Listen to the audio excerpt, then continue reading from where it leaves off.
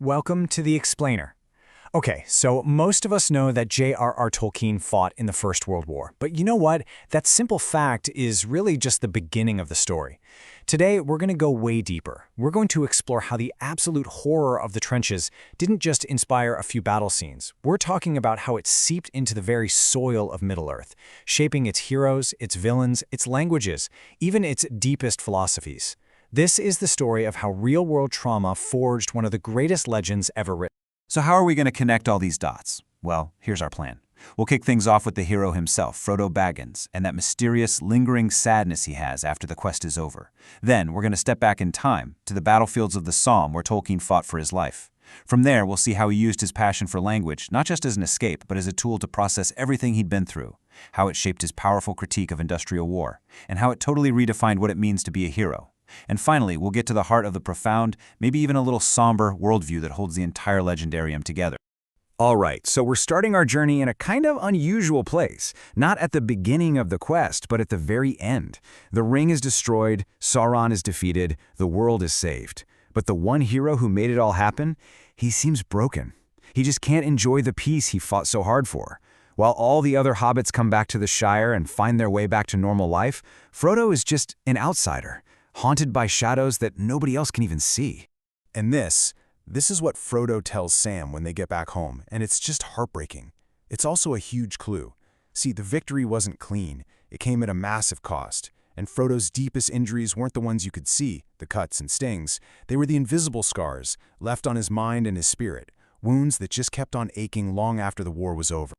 Now, of course, the clinical term PTSD wouldn't exist for decades, but Tolkien was deeply, personally familiar with what they called shell shock back then. He saw it absolutely ravage his friends and comrades in the trenches, and his description of what Frodo goes through, the sudden chills, the emotional numbness, the flashbacks, it is a shockingly accurate and compassionate portrait of a mind that's been shattered by trauma, written long before we really had the language to describe it. And look, this list, it barely even scratches the surface. Seriously, one analysis found over 30 distinct traumatic events that Frodo goes through. This isn't just one bad day. It's a relentless, soul-crushing avalanche of physical and psychological horror. It's the constant threat of death, the pain of being betrayed by a friend, and maybe worst of all, the constant invasive evil of the ring itself, just whispering in his mind, day after day, eating away at his will, and cutting him off from everyone he loves. And you see, for Frodo, this trauma isn't just a bad memory. It's a living thing.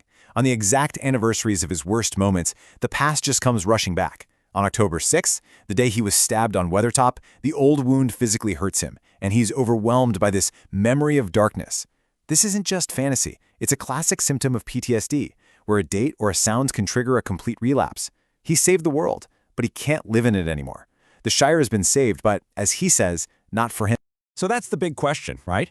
How on earth did this quiet Oxford professor writing a story about elves and hobbits create one of the most powerful and accurate depictions of psychological trauma in all of literature? Well, to find the answer, we have to leave the green hills of the Shire and step into the mud and barbed wire of Tolkien's own youth.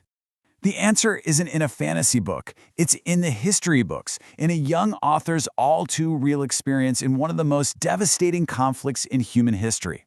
This is where the story behind the story really begins. So picture this. It's 1916. A 24-year-old second lieutenant named J.R.R. Tolkien gets deployed to the Western Front. His job is signals officer, and his destination is the Battle of the Somme, a name that would become shorthand for pointless slaughter and the horror of modern war. His job, keeping communication lines open, was absolutely vital and incredibly dangerous. It meant he was constantly moving between command posts and the pure chaos of the front line. I just want you to take a second and really look at this number, 57,470. That was the number of British casualties, killed, wounded, or missing on the very first day of the battle. One single day. It is still the deadliest day in the entire history of the British Army. This was the world that Tolkien was thrown into, a world where life was cheap and death came from machines. This quote from another soldier, it gives you just a tiny, horrifying glimpse into what it was like. For months, Tolkien lived in what he later called the animal horror of it all. The nonstop, deafening roar of artillery, the mud, the rats, the disease, and the constant, inescapable sight of his friends being torn apart. And it was at the Somme that the army started seeing this massive spike in this mysterious condition they called shell shock. Soldiers would be found unable to speak, trembling, just lost in a waking nightmare. They were suffering from the exact same symptoms Frodo would show later. Tolkien didn't need to read about this in a textbook. He saw the raw reality of trauma on the faces of the men all around him. He saw their inner light just go out. So here's what Tolkien understood maybe better than anyone. Surviving something like the Somme or a quest to Mordor, it changes you. It isolates you. You come back home, but you're not the same person who left. You're carrying this burden that the people who stayed behind, safe and sound, can just never, ever understand. Just like Frodo, you become a stranger in your own home. Tolkien managed to survive the Somme, but just barely. He came down with trench fever and was sent back to England, sick and haunted. All but one of his closest childhood friends had been killed. So, how do you even begin to process grief and trauma on that scale? Well, for Tolkien, the answer wasn't about trying to forget. It was about building something new. See, Tolkien's lifelong passion, even before the war, was something called philology. It's basically the love of words, their history, their sounds, how they work. He believed language was the DNA of culture and story. And this deep academic love of words, it became his toolkit for rebuilding a world that had been shattered. And this is where things get really fascinating, because his method was completely backwards from how most writers work. He didn't start with a map or a character. He started with languages. He actually said that the stories were created to give the languages a world to live in, not the other way around. The languages always came first, and the entire history of Middle-earth just grew out of them. And this is a perfect example of what I mean. He wasn't just making up gibberish. This was serious linguistic craftsmanship. Quenya, the ancient formal language of the elves, was based on the sounds and grammar of Finnish, which he thought was beautiful. At the same time, Sindarin, the more common elvish language, got its musical sounds from Welsh, another language he adored.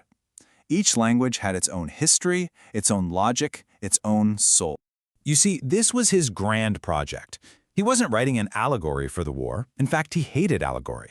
What he was doing was what he called subcreation. He was trying to build a secondary world so detailed, so consistent, with its own languages and histories and laws of nature, that it felt completely real. A world you could step inside to explore the really difficult truths of our own world: courage, loss, sacrifice, and the nature of evil. But this world he was building, it wasn't just some intellectual exercise. It became the perfect stage for him to wrestle with the very forces he saw destroying his own world. The forces of destructive, industrial modernity. Just listen to this. It's from The Fall of Gondolin, one of the very first stories he ever wrote, while he was literally recovering from trench fever in a hospital bed. The enemy attacks the city, not just with orcs, but with these monstrous, tank-like creatures, horrifying hybrids of beast and machine, made of iron. I mean, that's a direct mythological reflection of the mechanized horror he had just escaped.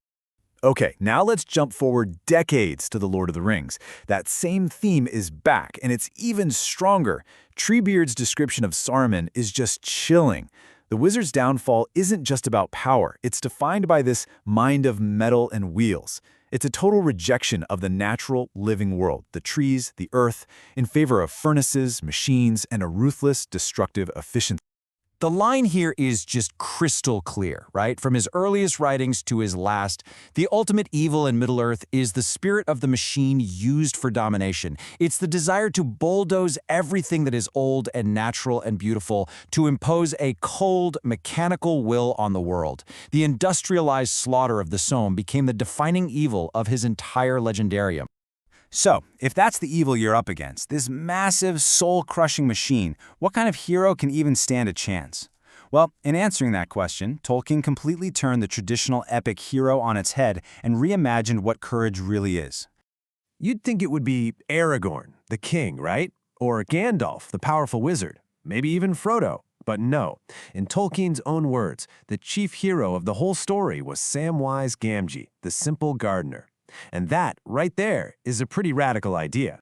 And get this, even his name has this amazing, humble little backstory.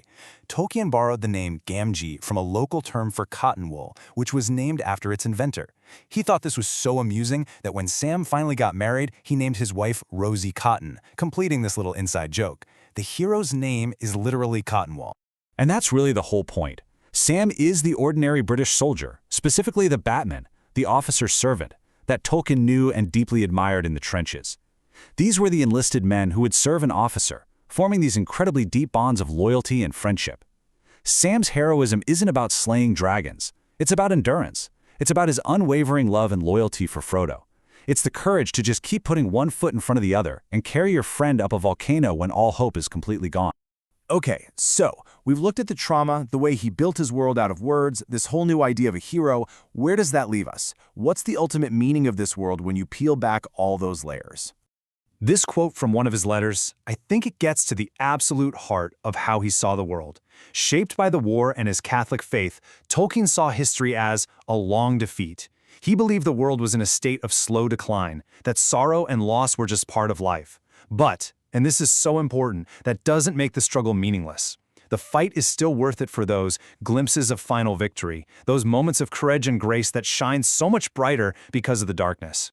And this brings us to the biggest misconception about Tolkien's work. It's so easy to think that because of the horrors he saw, he just built a fantasy world to escape from it all. But that's not what he was doing, not at all. No, it was the exact opposite. Middle-earth wasn't a place to run from reality. It was a framework to confront reality. It was a stage where the hardest themes of our own world, war, trauma, industrial destruction, hope, sacrifice, could be explored with a kind of clarity and depth that you just can't always get from realism. So at the end of the day, Middle-earth doesn't give us any easy answers. Frodo isn't magically cured. His wounds are real and they are lasting. But it leaves us with this profound and powerful message, that even in a world that often feels like a long defeat, there is incredible value in the struggle. It reminds us that true heroism is found in loyalty and love, and that while some wounds may never fully heal here, sometimes the only way forward is to find a new shore.